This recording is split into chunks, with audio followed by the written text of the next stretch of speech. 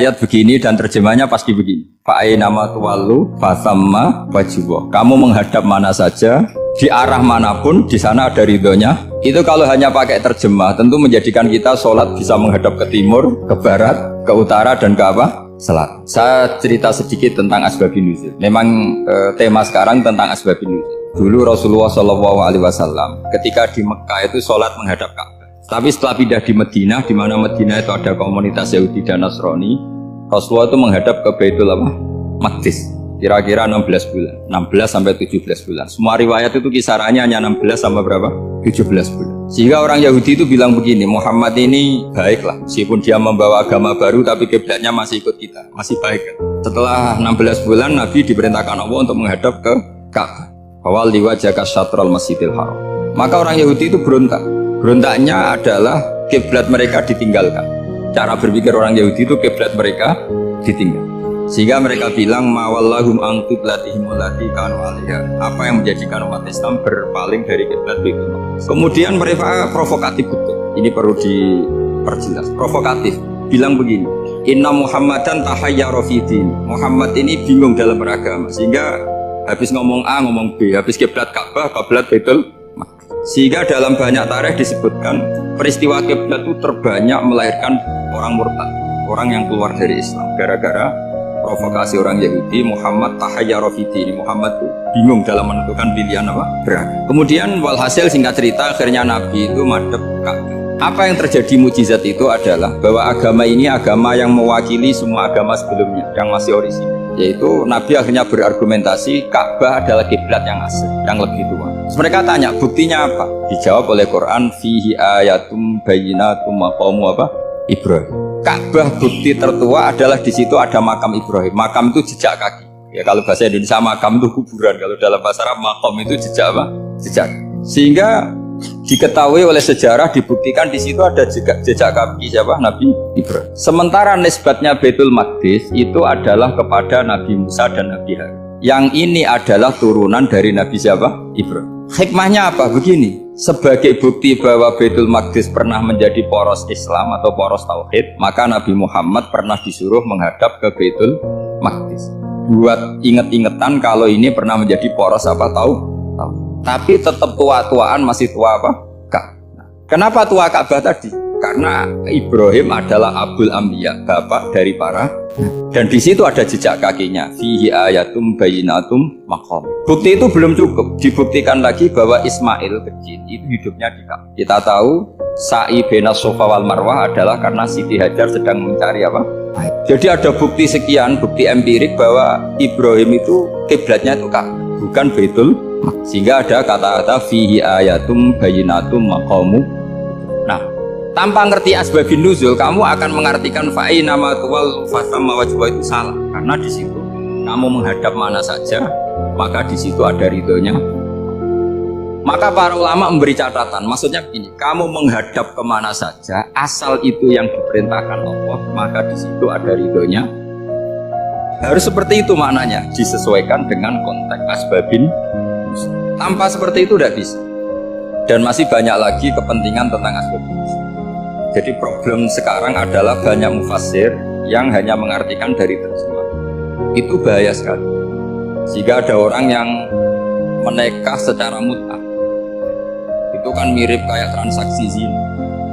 Mereka berdalil famastamta'tum bihi minhunna fa'atuhunna ujurahun. Perempuan yang sudah kamu nikmati, yang penting kamu bayar. Terjemahnya seperti itu. Karena ujur itu jamaknya ujroh. Itu fatal sekali. Padahal ayat itu begini, settingannya begini, setting siakul kalamnya atau asbabun nuzulnya begini. Ini sekaligus, memang saya sengaja ngaji dengan tema yang berat, bentuk penghormatan pada yang ngaji. Kalau temanya ringan kan kayak TPG. Begini asbabun nuzulnya begini.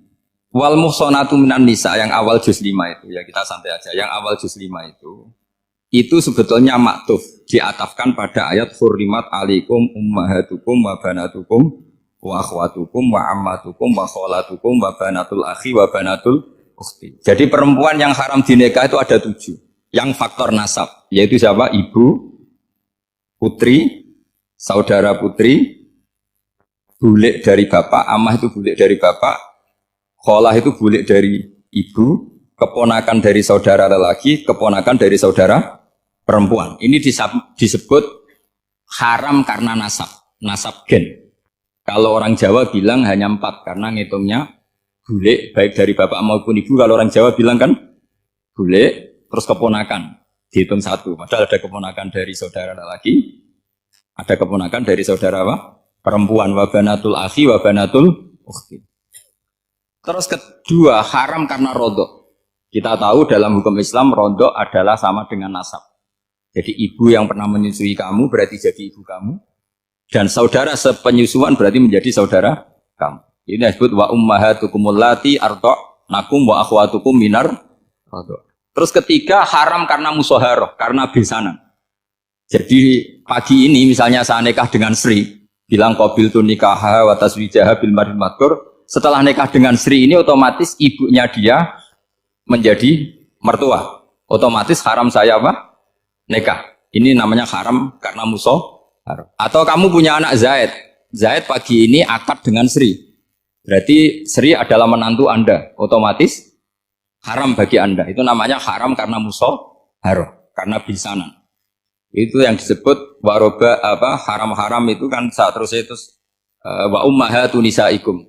Ibu dari istri-istri kamu. Memang ini agak jelimet. Tapi memang syaratnya mufassir harus biasa jelimet. Jangan hanya nyari partai, ayat-ayat untuk kepentingan partai. Wah, itu ngeri. Kacau, Quran dipakai kampanye.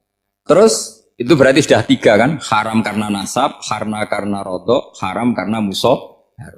Terus yang keempat ini, haram yang bukan karena sebab pada seorang perempuan, tapi karena istri orang. Disebut wal muhsanatu minan nisa. Haram menikahi perempuan yang masih milik orang lain. Nah, orang lain yang menikahi ini, istilahnya Allah adalah lelaki yang menikahi perempuan ini adalah lelaki sing muhsinina ghairu musafihin, secara nikah yang sah. Nah, nikah yang sah itu begini dalam hukum fikih Islam.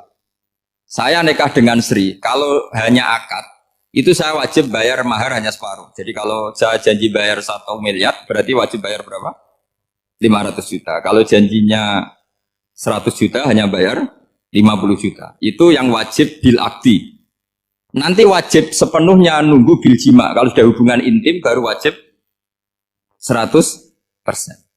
Jadi kalau ada di Jawa nikah dengan seperangkat alat sholat itu yang atasannya tok itu wajib karena akad.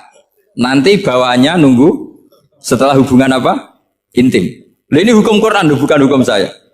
Makanya kan wa in talaqtumuhunna min qabli an tamassuhunna saat terus fanis fuma faradtum. Hanya wajib bayar setengah.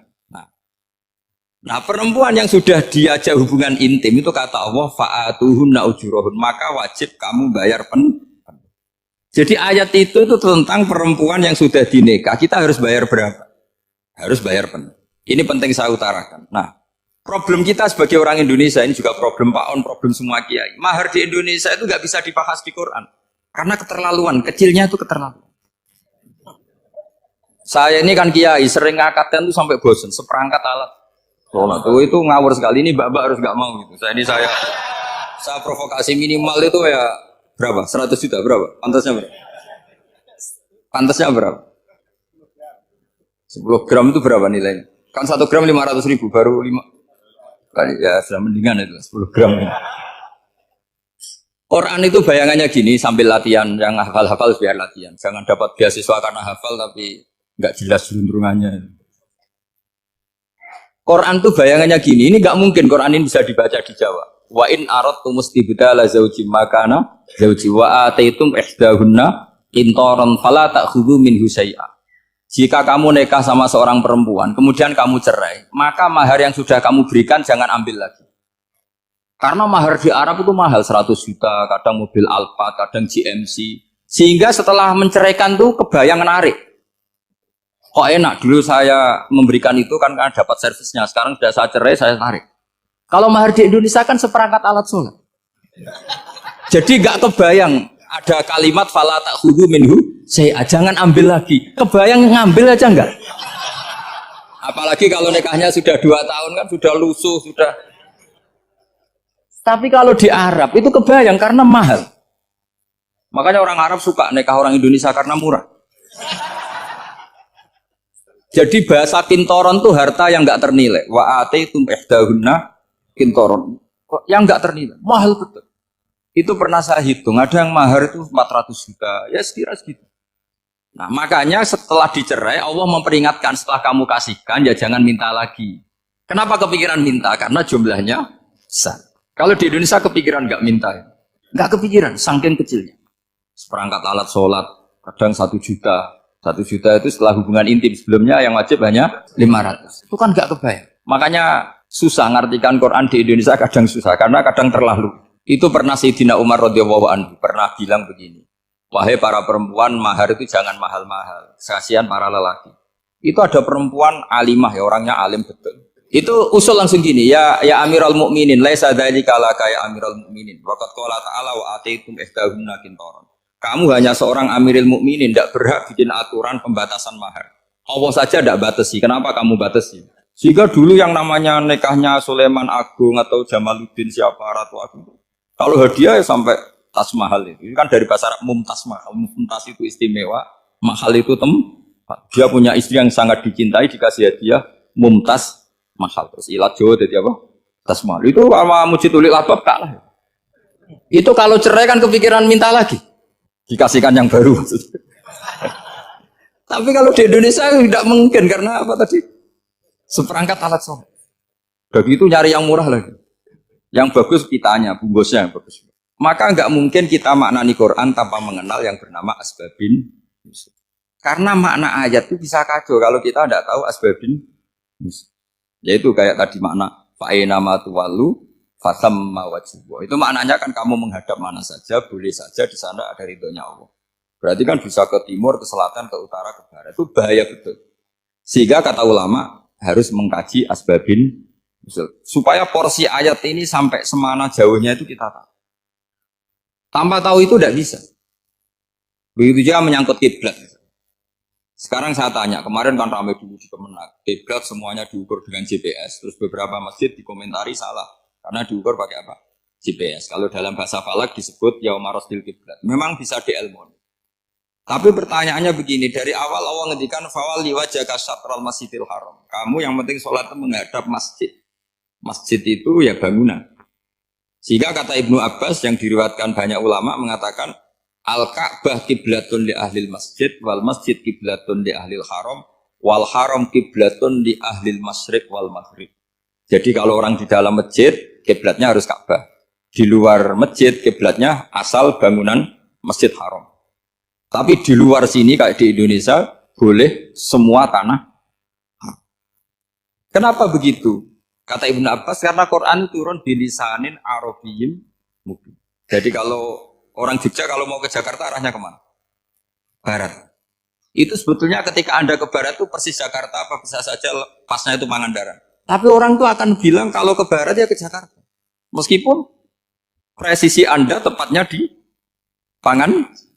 Nah kiblat seperti itu, asal orang menghadap ke barat, itu orang sudah bilang ke kiblat. Gak usah sedetail misalnya harus pas Ka'bah. Saya pernah debat sama tim ahli Kemenang. Gak bisa Gus, sekarang ada JPL harus tepat Ka'bah. Terus saya bilang gini, kalau teori Anda benar, berarti semua masjid luasnya maksimal 16 meter. Ka'bah itu luasnya hanya 16 meter. Berarti Masjid Ulil Albab yang pojok sana sama pojok sana, kira-kira itu ya sudah tidak kena Ka'bah. Kalau harus tepat, Ka'bah itu kan diameternya hanya 16 sampai 18 kalau nggak salah. Berarti semua masjid kalau ingin tepat Ka'bah harus pas 16. Kalau terlalu luas pilihannya harus cekung. Kan jadi aneh. Makanya saya itu sering Pak, dulu saya ini biasa debat fikih. Kalau di tradisi pesantren namanya basul masail. Saya punya teman yang paling kurang ajar, yang paling saya kenang dalam panjang sejarah. Dulu itu kalau debat fikih itu ya seru. Kalau aturan fikih kan gini, soft paling baik itu kan soft pertama. Baru kedua, baru ketiga. Yang paling keren kan soft awal, soft. Terus teman saya bilang gini Pak, ya kalau gitu gini aja Gus, desain masjid itu memanjang utara selatan. Biar semuanya soft awal. Gara-gara didesain begini kan ada soft 2, soft 3. Apa susahnya kita bikin mulai awal supaya masjid itu memanjang utara apa? Selatan. Supaya semuanya soft. Ya kalau ada hukum ya diimplementasikan dalam desain bangunan katanya. Jadi itu kan kacau. Terus akhirnya saya jawab, lalu setelah begitu yang paling afdal siapa? Yang dekat imam. Ya, ya sudah, bikin cekung saja kalau gitu. Artinya gini ya, beragama itu yang sehat. Jadi beragama itu berdasar riwayat. Berdasar riwayat, pernah ada ulama yang hitung. Madinah menghadap Ka'bah itu ya tidak pas. Pernah dihitung pakai GPS. Kiblat Madinah ke Ka'bah itu ya tidak pas. Tidak seperti yang pernah dianjurkan Kemenak. Karena apa? Agama ini ngikuti bilisanin arabiyim. Mungkin seperti jenengan gini. Semua ini istilahnya apa? Menghadap Gus Bah. Padahal ada yang agak sana, agak sana. Semuanya ngaji sama siapa Gus? Ya sudah. Istilahnya bertatap muka. Memangnya kita benturan. Ini bahasa. Jadi seperti ini semua namanya apa? Berhadap. Padahal ada yang agak samping, agak samping. Ka'bah juga gitu. Sebenarnya tidak se-ekstrim yang dibayangkan orang-orang. Cuma kalau bisa tepat, ya kita harus tepat. Tapi tetap saja tidak perlu 16 apa? Meter. Fa'aina ma tuwallu fasamma wajhullah itu artinya menghadap. Menghadap itu menghadap arah. Makanya Allah tidak ada fawal liwajhaka nahwal Ka'bah tapi fawal liwajhaka syatrul Masjidil Haram. Jadi ini penting saya utarakan supaya kita familiar dengan istilah-istilah Quran. Istilah Quran itu gampang sebenarnya. Kalau kita kaji itu kan. Problem kita tidak pernah mengkaji. Jadi semuanya asing. Kalau kita mengkaji itu gampang sekali. Saya punya sekian cerita betapa pentingnya mengkaji Quran. Harun ar-Rasyid itu dinasti Bani Abbasiyah. Itu pinter sekali. Ada seorang ustadz yang agak ekstrim. Itu datang ke Harun ar-Rasyid. Ya Amirul Mukminin, inni nasihun laka famusaddidun alaika. Fala tajidanna alayya fi nafsika syai'an. Saya mau nasihati kamu tapi saya mohon jangan masukkan hati. Karena nasihat ini penting. Tapi saya akan keras, vulgar, akan keras, kritik saya akan keras karena Anda sebagai Amirul Mukminin tidak pedes. Apa kata Amirul Mukminin Harun Rasyid? Uskut ya Ustaz.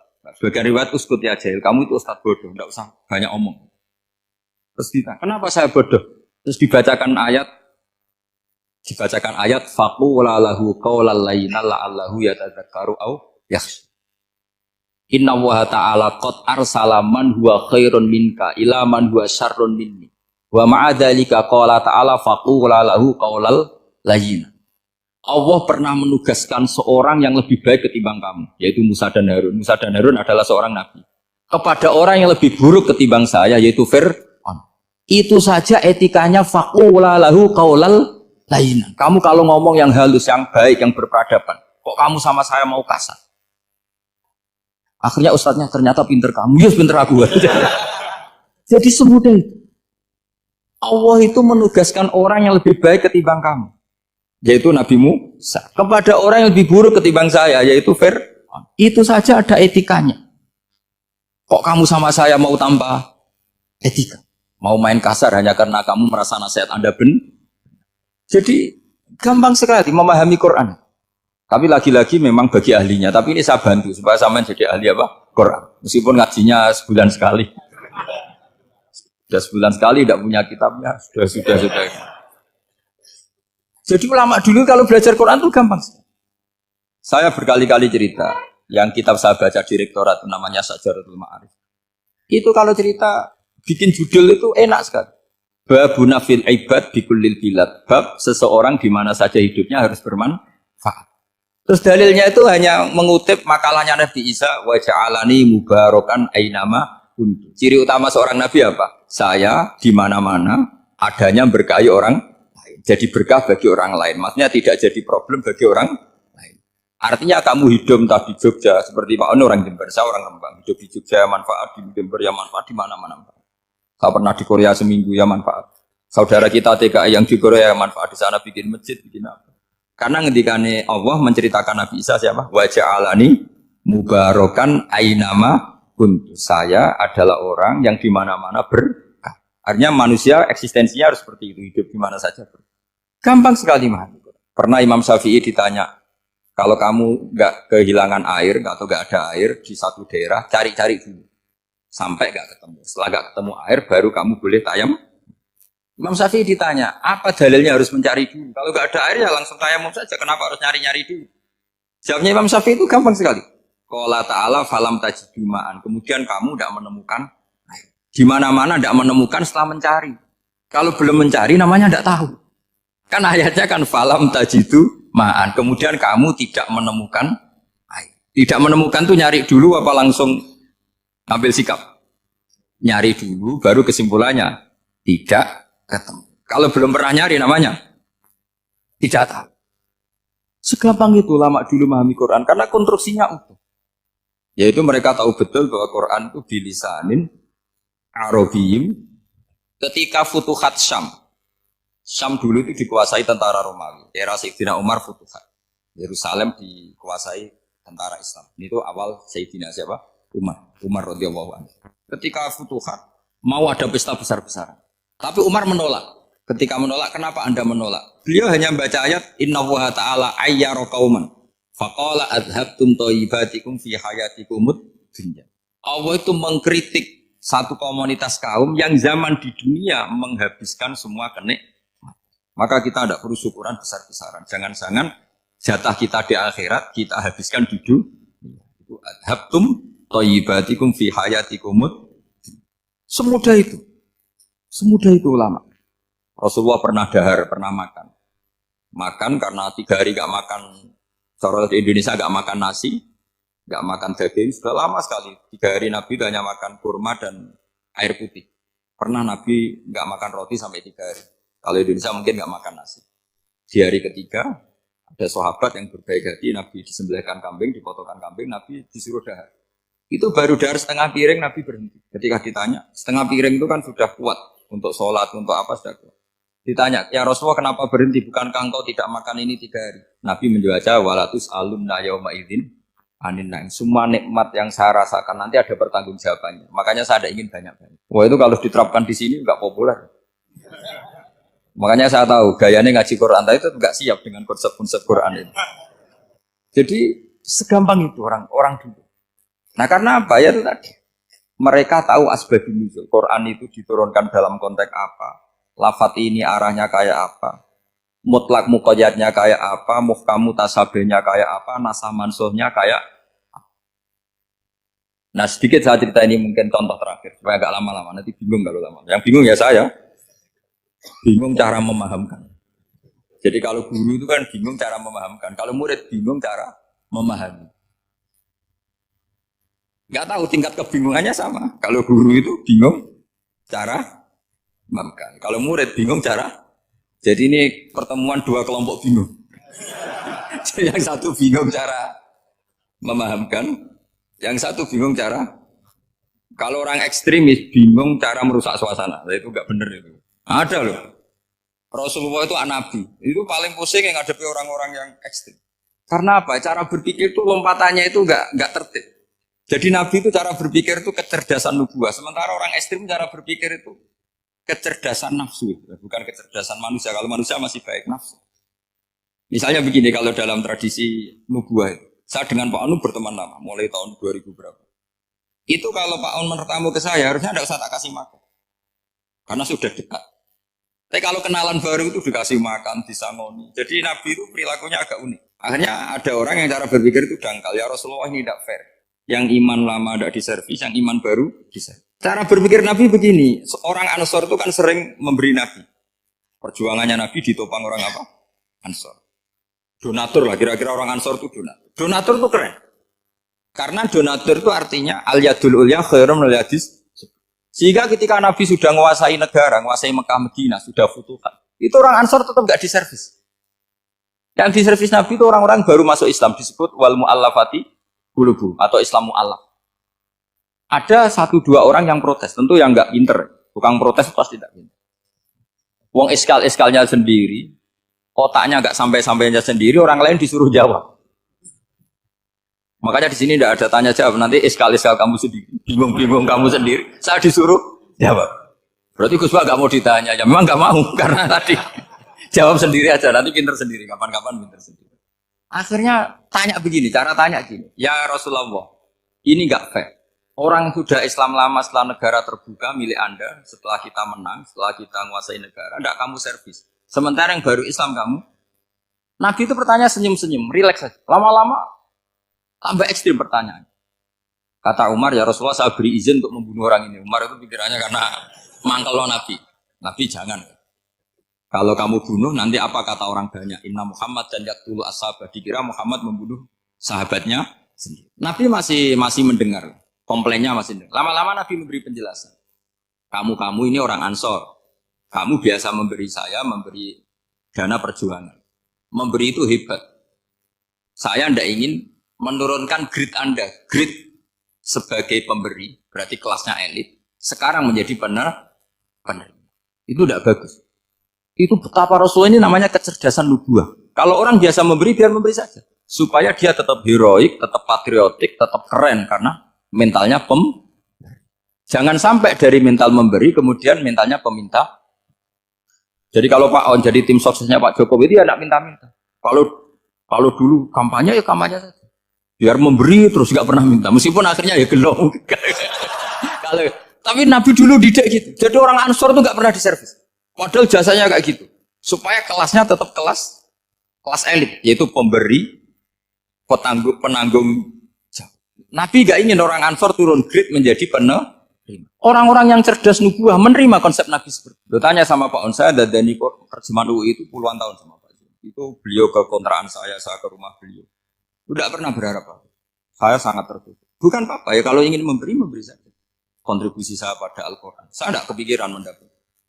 Supaya heroik. Tapi orang-orang yang cerdas amatir tadi, ini gak fair. Wong yang memberi lama kok dapat servis sedih. Nah, sekarang itu problem zaman akhir sudah mulai seperti itu. Nah, orang ini namanya Dzul Khuwaisirah. Ini yang nanti punya anak turun Khawarij. Khawarij itu orang yang ibadahnya hebat, tapi cara berpikir tentang nubuah salah.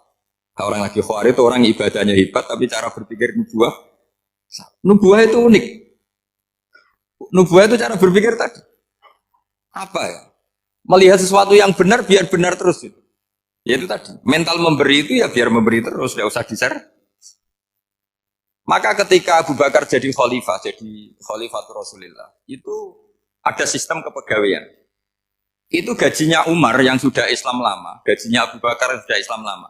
Itu sama Abu Sufyan sama, padahal Islamnya Abu Sufyan baru setelah Fatih Mekah, kira-kira baru setahun. Terus diprotes sama orang-orang, ini Islam lama kok gajinya sama Islam yang baru setahun kok sama. Kata Abu Bakar, Fadha'iluhum indallah. Mereka punya kelebihan Islam lama itu indallah. Nanti balasannya biar surga. Kalau di dunia sesuai profesinya.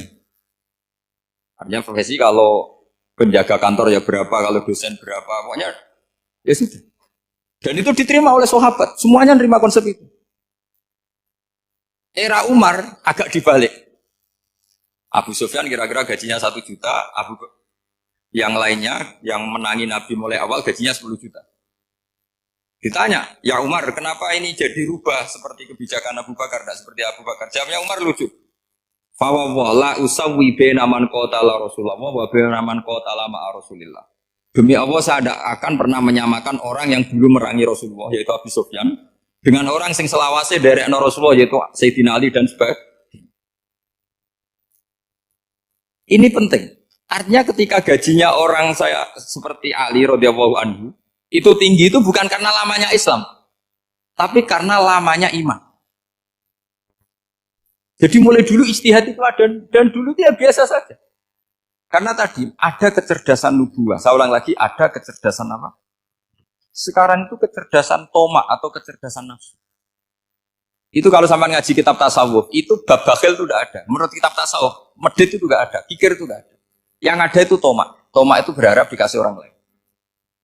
Sampean pernah nggak bilang kalau artis-artis di Jakarta kikir? Nggak pernah kan? Karena kamu nggak pernah ingin diberi. Tapi kalau kamu punya pacar karena kenal nggak pernah ditraktir, oh pacar saya kikir. Karena kamu ingin diberi.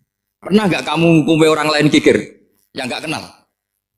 Padahal nggak pernah memberi kamu. Apa ya? Karena kamu nggak pernah ini. Coba sekarang kamu saya tanya. Ini latihan cerdas. Definisi kikir itu apa tuh? Nggak pernah memberi kamu kan? Artis-artis Jakarta, tokoh-tokoh nasional pernah nggak memberi kamu? Enggak kan? Tapi enggak pernah kamu vonis kikir karena kamu tidak pernah tomat. Tapi pacar kamu kok amin ditraktir terus, atau istri kamu atau mertua kamu kok tidak ngasih warisan, kamu bilang kikir gak? Sebabnya kikir betul apa karena kamu tomat berharap? Tomat. Maka di kitab tasawuf itu gak ada bab kikir, yang ada bab tomat. Karena asal usul menvonis orang kikir itu karena tamak. Maka jangan banyak kenal orang, nanti banyak hukum kamu. Sombong juga gitu, di tasawuf itu gak ada bab sombong. Karena orang hukumi orang lain sombong itu karena kamu ingin dihormati. Ada orang gak kenal, terus lewat saja gak tanya kamu bilang sombong enggak kan? Tapi kalau kenal, oh sombong betul, kenal gak tanya kan itu. Jadi tasawuf itu sisi unik dari khazanah Islam. Makanya di tasawuf itu gak ada kritik terhadap kikir. Ya tentu kikir itu buruk, pasti ya kikir itu buruk. Tapi gak perlu dikritik, jangan-jangan yang salah kamu.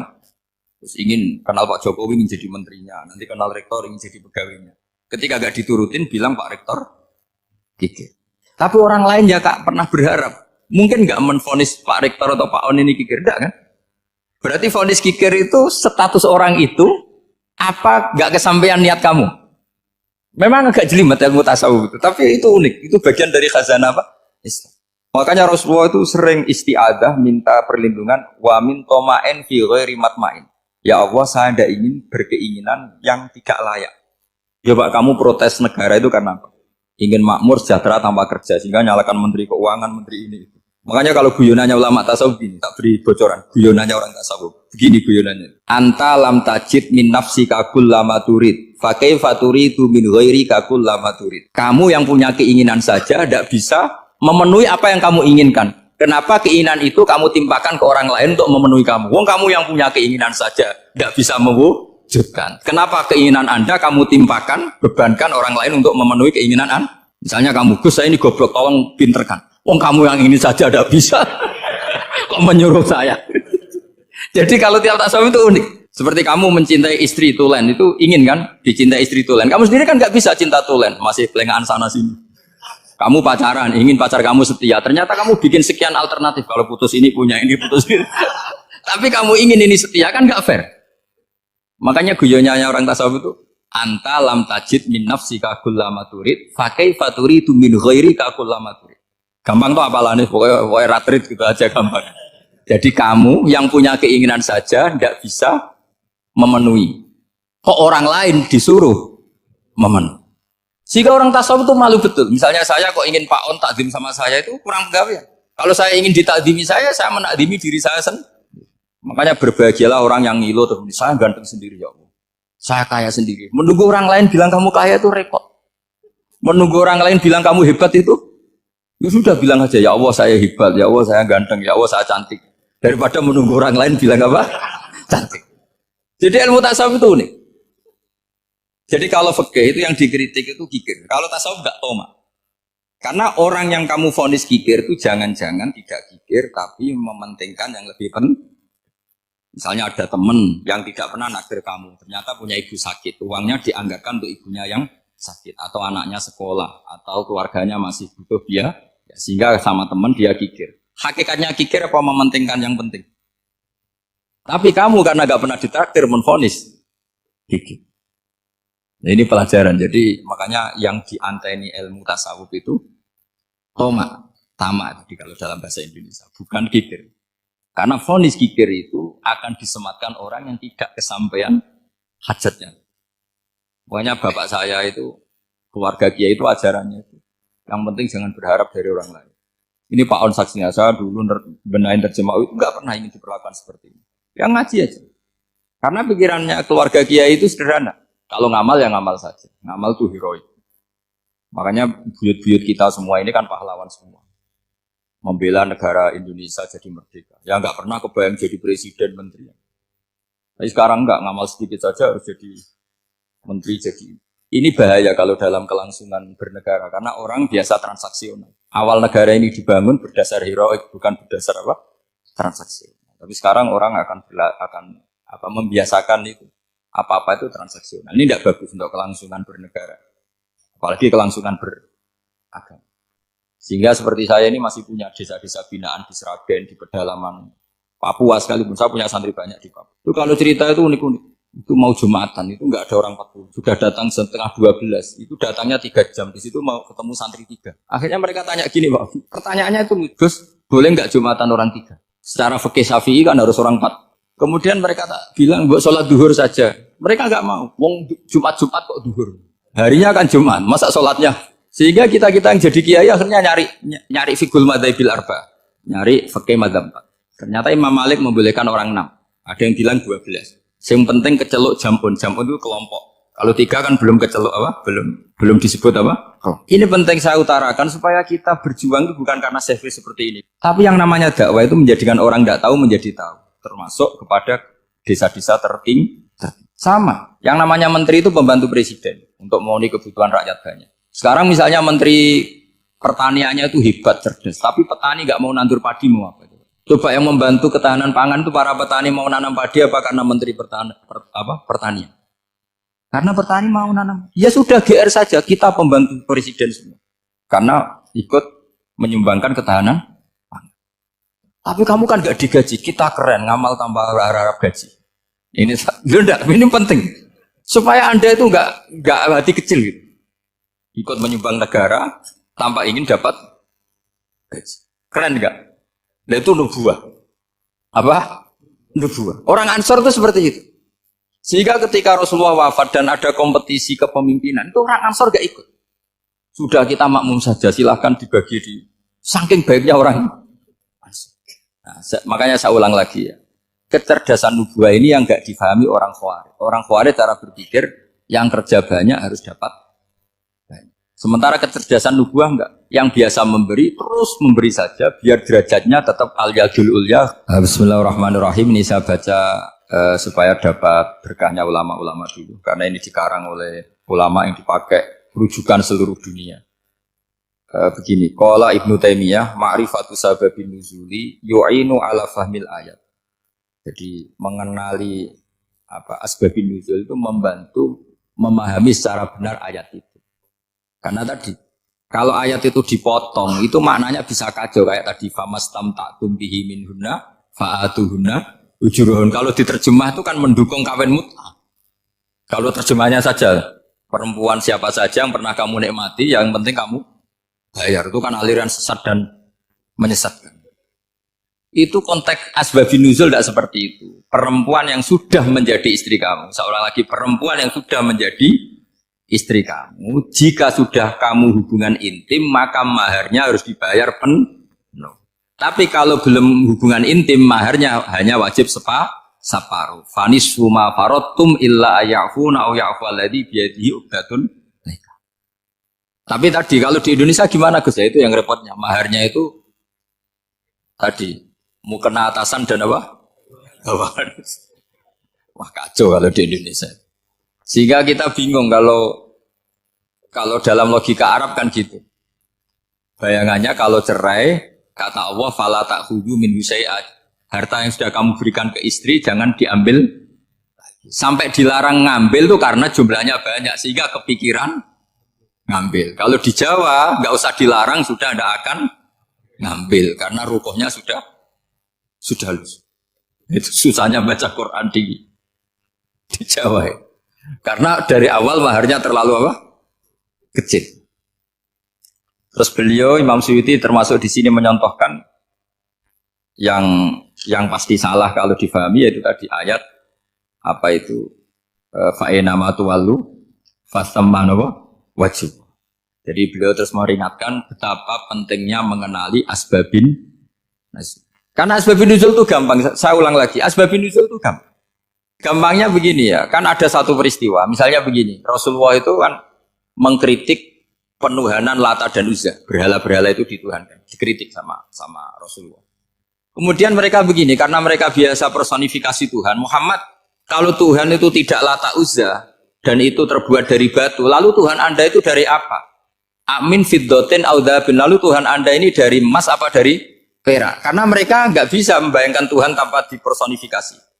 Terus Allah menurunkan qul huwallahu ahad, Allahus somad, lam yalid wa lam yulad wa lam yakul lahu kufuwan ahad. Karena otaknya mereka sudah begitu, yang namanya Tuhan itu harus dipersonifikasi. Makanya saya kemarin di Korea seminggu, cerita yang paling unik gini Pak On, ada bos Islam, ada bosnya TKI yang baik. Mereka mengizinkan pekerjanya sholat. Bareng sholat tuh diingeti ke atas ke bawah, kok gak ada arcanya. Sehingga setelah sholat dibilang, apa saya berikan berhala sekalipun, karena gak kebayang ada orang sholat kok tanpa berhala, tanpa Tuhan. Yang kamu sembah itu mana, kok gak ada? Apa tak belikan? Jadi unik. Nah teman saya yang satu unik lagi, dia termasuk pegawai Garuda yang derekno saya ke Korea itu orang pegawai Garuda. Dia karena orang kaya biasa ke Eropa kemana-mana itu. Singkat cerita dia sholat di mall karena nganggep Korea itu sudah negara maju kayak Eropa. Setelah sholat di mall pas asar itu, security-nya nelpon polisi. Pak polisi di sini ada ritual teroris. Jadi kalau menamakan sholat itu ritual. Jadi artinya apa? Ritual-ritual yang kita lakukan itu macam-macam cara pandang. Orang ateis itu kan Cina kan Korea itu kan ya Cina lah, Korea, Jepang, RRC itu kan sipit. Itu ya yang namanya ibadah sembahyang harus ada patungnya atau ada arcanya atau ada benda-benda. Orang Islam kan nggak ada sama. Makanya mereka itu kok bisa? Problemnya kita, saya ulang lagi, ini problemnya. Problemnya kalau ada itu ya repot. Begini misalnya, ini masih tentang asbabun nuzul. Ini contoh terakhir tentang masih asbabun nuzul. Umar radhiyallahu anhu, sahabat Umar itu kalau mencium Hajar Aswad itu sambil gedumel. Tidak berdoa tapi gedumel. Masyhur itu ada di Bukhari. Alim tu annaka hajarun la tadur wa la tanfa walau la anni ra'aitu Rasulullah wa qabbalaka ma qabbaltuka. Saya tahu loh. Nyium Hajar Aswad dicium tapi sambil gedumel. Saya tahu loh kamu hanya batu, enggak mandoroti, enggak manfaati. Kamu jangan GR, saya cium itu jangan GR. Kalau saja saya tidak melihat Rasulullah mencium kamu, maka saya ada sudi nyium kamu. Dah gitu aja. Terus itu tiap nyium Hajar itu tidak doa. Kalau kamu kan enggak minta kaya, minta macam-macam. Kalau Umar malah gitu. Nah, kenapa demikian? Itu ada asbabun nuzulnya. Umar itu saksi sejarah. Ketika Rasulullah Fathi Mekah, Nabi kan tawaf terus mencium Hajar. Itu di belakang masih banyak orang kafir. Kebetulan Umar masih di sana. Sudah Islam Umar, tapi dia di belakang. Dengar orang-orang kafir, Muhammad itu aneh. Katanya melarang nyembah batu. Ternyata dia nyembah batu. Jadi Nabi nyium Hajar Aswad itu dikira nyembah. Katanya ngelarang nyembah batu, tapi dia kok nyembah. Karena Nabi mencium Hajar Aswad. Nah karena untuk menghilangkan stigmasi itu, Umar tiap nyium Hajar Aswad ngomong gitu. Ada kan ada sound system, mungkin jadi sound system. Supaya jelas bahwa penciuman ini bukan karena menyembah. Artinya mudah sekali kenapa Umar ngomong gitu, karena asbabun nuzulnya seperti itu. Coba kalau kamu tidak tahu asbabun nuzul, Umar maksudnya gimana? Gak doa, gak apa kok malah ngomong gitu kan. Tapi kalau kamu tahu asbabun nuzul Umar itu yang mendengar komentar orang sama ketika kita tawaf itu kan 3 pertama kan kita lari-lari kecil. Itu ceritanya juga gitu. Rasulullah itu hidup di Medina, terus diterkenalkan miskin. Medina itu kota wabak, kota penyakit, endemik. Dulu Medina, Yasrib itu kota endemik. Sehingga kata orang kafir-kafir Mekah, yaji uliha dalbet kaumun kot wahanat huma Yasrib. Nanti akan datang satu komunitas kaum yang sudah lemas karena kena penyakit apa? TBC dari apa? Yasrib. Nabi dengar itu, makanya terus bilang ke para sahabat, tunjukkan kalau kamu kuat dengan cara lari 3. Terus pakai pakaian yang kelihatan maco, yaitu yang dipakai lelaki-lelaki. Bahunya dikelihatan. Nah, setelah Rasulullah wafat, Umar menggantikan beliau setelah Abu Bakar. Umar bilang gini, sebetulnya tawaf seperti ini, yaitu lari pertama, 3 putaran pertama lari, dan memperlihatkan pundak seakan-akan orang maco itu sudah nggak perlu. Karena alasan itu sudah ada. Tapi ini tinggalan Rasulullah, maka jangan rubah ya tetap seperti ini. Akhirnya meskipun sudah tidak ada alasan tadi menjawab stigmasi orang kafir, tetap tawaf seperti itu. Jadi memang agama itu unik. Kadang kita harus tahu alasannya, tapi alasan itu kalau menjadi mahatul hukmi, pijakan hukum sah. Misalnya kamu terus bilang gitu, ya berarti tawaf sekarang bebas, gak perlu seperti itu. Karena alasan itu sudah ada. Nah di sini pentingnya riwayat. Riwayat itu begini. logikanya sudah nggak ada, tapi kefiah itu, cara itu masih kita terus. Dan itu memang saya ulang lagi harus tahu asbabun nuzul. Saya beri contoh ya misalnya, wa idza darabtum fil ardi falaysa 'alaikum junahun an taqsuru minas shalah. Terus ayat di mana? In khiftum ayyaftinakumul ladzina kafar. Jika kamu pergi dalam keadaan takut ditangkap orang kafir atau takut diculik orang kafir, maka kamu boleh mengqasar salat. Itu jelas ada ayat in khiftum ayyaftinakumul ladzina kafar. Jika kamu takut diculik orang kafir. Sehingga ketika ba'da Fatih Mekah, setelah Mekah dikuasai Islam, Umar tanya, ya Rasulullah, kenapa engkau masih sholat qasar? Bukankah kita sudah aman? Waqad qala ta'ala in khiftum ayyaftinakumul ladzina kafaru. Allah ngendikan boleh mengqasar itu kalau dalam kondisi takut. Waqad kunna fi amrin, sekarang kita sudah aman. Jawabannya Rasulullah itu unik. Ya Umar hadihi shadaqatun faqbalu shadaqah. Ini sedekahnya Allah, bonus sudah terima aja, enggak usah catatan-catatan gitu. Sehingga era Umar ya ada lagi yang tanya Umar begitu. Terus kata Umar, sa'altu dzalika Rasulullah sallallahu alaihi wasallam faqala hadhihi shadaqatu wa faqbalu shadaqah. Sudah ini bonus dari Allah, terima saja. Ini kan unik. Padahal kalau secara disiplin ilmu kan begini. Kamu boleh mengqasar salat kalau dalam bepergian dan dalam keadaan takut. Logika hukumnya kalau tidak takut tidak usah. Sama seperti begini. Kamu kalau pergi jauh seperti saya Pak On, itu ngosor sholat apa enggak? Ngosor kan? Alasannya kalau kosor itu, kalau pergi itu masyakot, repot.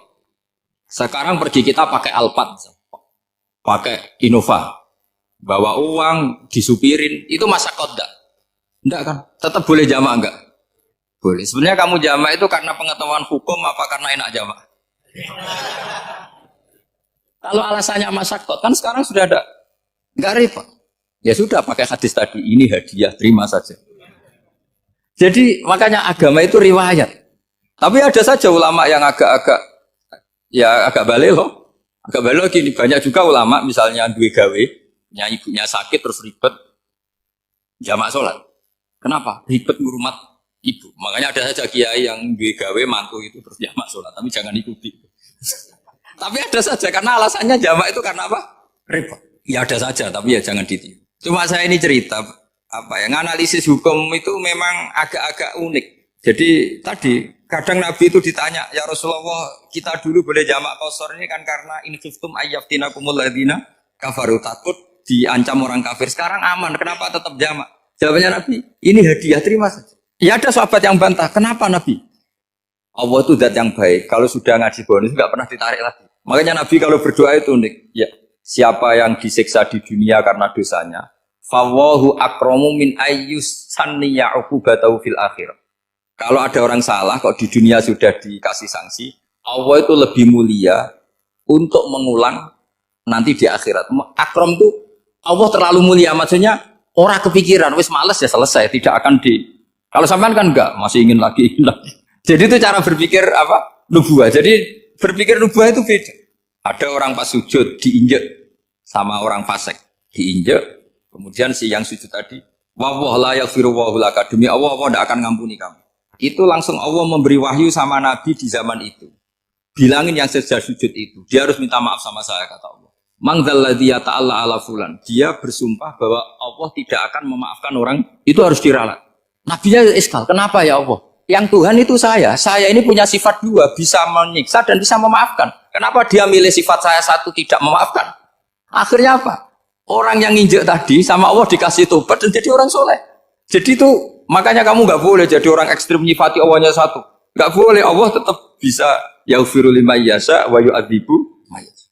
Sifatnya Allah dua ya tetap dua, nggak boleh kamu pilih satu. Misalnya kamu kan biasanya gini, yang ghafur untuk kamu, yang sadidul uqab untuk orang lain. Mesti kelakuannya sama kan begitu. Nggak boleh seperti itu. Rasulullah kayak apa bencinya sama Wahsy? Karena Wahsy itu qatilu Hamzah. Yang membunuh Sayyid Hamzah siapa? Itu bencinya bukan main Rasulullah. Sampai maksud-maksud Wahsy.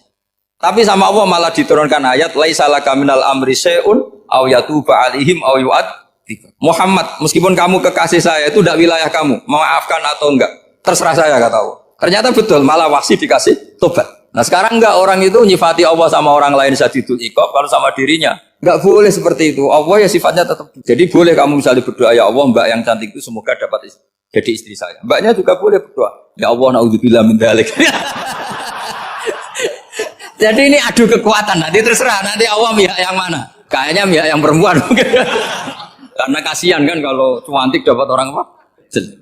Saya tuh andaikan boleh fatwa fikih, yang saya haramkan tuh orang jelek dapat orang jelek. Karena kasihan anak-anaknya, tahu-tahu jelek banget. Jadi kan kasihan itu. Jadi dalam Islam itu seperti itu. Jadi apapun benci kita sama musuh kita, Allah bisa saja memperlakukan musuh kita secara baik. Karena Allah itu yaghfir. Tetapi kita harus sifati Allah yaghfiru liman yasha wa yu'adzibu. Jangan karena kita benci seseorang seakan-akan Allah sama dia pasti menyek. Itu yang dicontohkan Allah kepada Rasulnya, itu beliau tidak cocok sama Wahsy, malah Wahsy dikasih petunjuk. Makanya terus ada ayat apa, laisa laka minal amri syai'un aw yatuba alaihim aw yu'adzibahum. Muhammad, tidak wilayah kamu, saya menentukan mengadab atau mengam. Makanya rata-rata kiai ulama itu halim. Orang halim itu rileks. Layinal janib, tidak gampang menvonis orang lain. Biar Allah tetap dengan sifatnya yaf'alu ma yasha, bahwa Allah bisa melakukan apa saja. Soal kamu benci sama seorang, benci saja atas nama kamu, jangan nyatut-nyatut Allah. Misalnya kamu cinta seseorang, wah ini yang calon presiden ini harus jadi presiden. Ternyata Allah menghendaki jadi menteri, mau apa? Ya Allah yaf'alu ma yasha, mau apa coba? Yang kiai atau Pak On, BPAI, patutnya kan menteri agama itu Pak On. Tapi kalau Pak yang takdir gitu mau apa ya sudah, Allah ya falu santai. Itu rileksnya ahlul ilmi, ya sudah santai saja. Ini negaranya Allah, ini kerajaan Allah, ini buminya Allah, ya Allah biarin ya falu. Mas, jadi Tuhan Allah kamu yang repot. Jadi Tuhan itu Allah kamu yang repot. Ya Allah biar tetap ya falu. Mayasa Allah boleh ya firli mayasa, oh ya tibu mayasa. Assalamualaikum warahmatullahi wabarakatuh.